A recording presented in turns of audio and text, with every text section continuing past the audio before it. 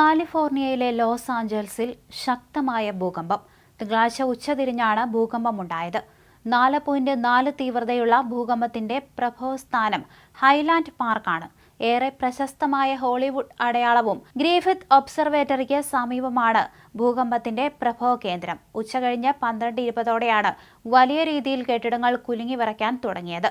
സമുദ്രനിരപ്പിൽ നിന്ന് 12.1 കിലോമീറ്റർ താഴ്ചയിലാണ് ഭൂചലനത്തിന്റെ പ്രഭവ കേന്ദ്രം. 2023 ഫെബ്രുവരിയിൽ തുർക്കിയിലും സിറിയയിലും വ്യാപക നാശം വരുത്തിയ ഭൂകമ്പത്തിൽ 20,000-ലേറെ ആളുകളായിരുന്നു മരിച്ചത്.